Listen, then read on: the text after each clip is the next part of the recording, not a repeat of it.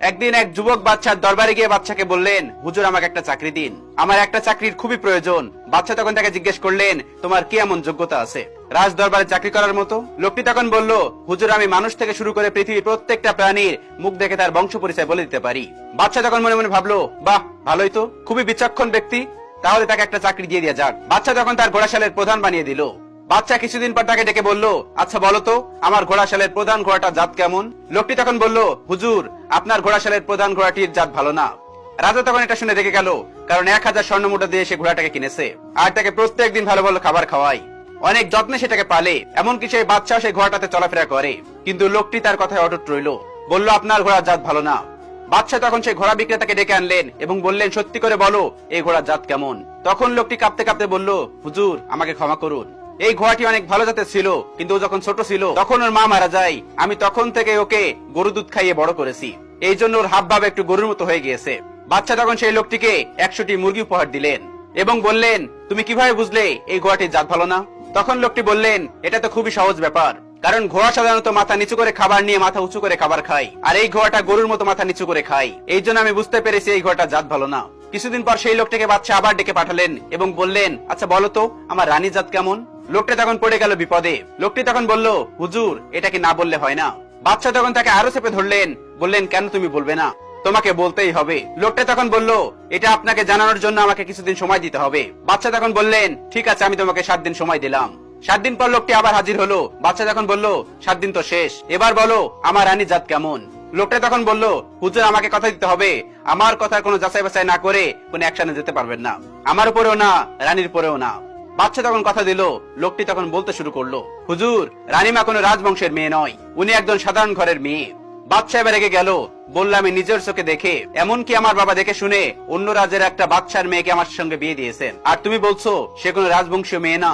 এই কথা যদি ভুল হয় তাহলে আমি তোমার গর্দান কেটে নেব। তারপর বাদশা যাচাই বাছাই করার জন্য তার শ্বশুর শাশুড়িকে ডেকে পাঠালেন। তারপর তারা আসার পর তাদেরকে চেপে ধরলেন সত্যি কথাটা বলার জন্য। এক পর্যায়ে তার শাশুড়ি বলে, বাবা তোমার বাবা এবং তোমার শ্বশুর অনেক আগেই তোমাদের বিয়েটা ঠিক করে রেখেছিল। আমার একটা মেয়ে ছিল, কিন্তু যখন তার 6 মাস বয়স তখন সে হুট করে মারা যায়। সে মারা যাওয়ার পর আমি মেয়ের শোকে পাগল হয়ে যাই। তখন তোমার শ্বশুর এক দরিদ্র পরিবার থেকে ঠিক 6 মাস বয়সের একটা শিশুকে আমার জন্য নিয়ে এসেছিল। তারপর বাচ্চা খুশি হয়ে তাকে 1 পাল ছাগল, 1 পাল ভেড়া ও 1 পাল গরু উপহার দিল। এরপর বাচ্চা তাকে বলল, এবার তুমি বলো এই সত্যি কথাটা তুমি কিভাবে জানতে পারলে? এটা তো আমিও জানতাম না।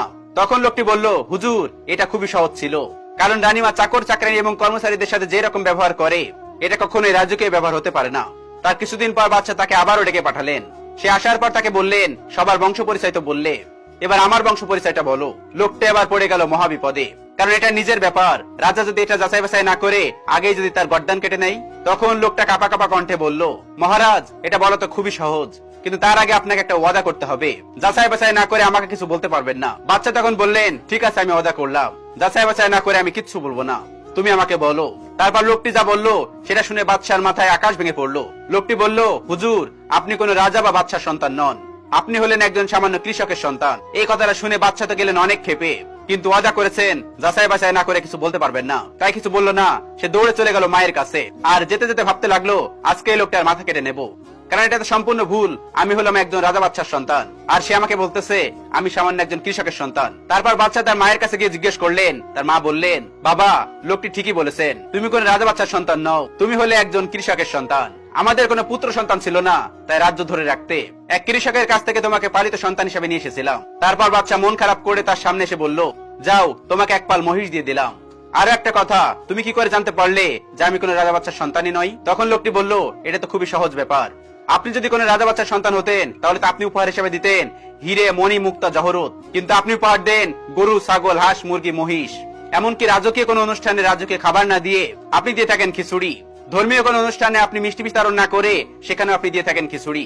হুজুর খিচুড়ি তো সবাই খেতে পারে, কিন্তু রাজকীয় খাবার তো একমাত্র রাজাদের থেকে আশা করা যায়, কিন্তু আপনি সেটা করেন না। এই গল্পটি থেকে মুরব্বীদের 2টা কথার বাস্তব মিল পেলাম। নাম্বার 1, ব্যবহার এই বংশের পরিচয়, আর নাম্বার 2, বাচ্চা যদি কখনো ফকিরও হয় তবুও বাচ্চা নজর যায় না, আর ফকির যদি কখনো বাচ্চা হয় তাহলে তার ফকিরের নজর যায় না।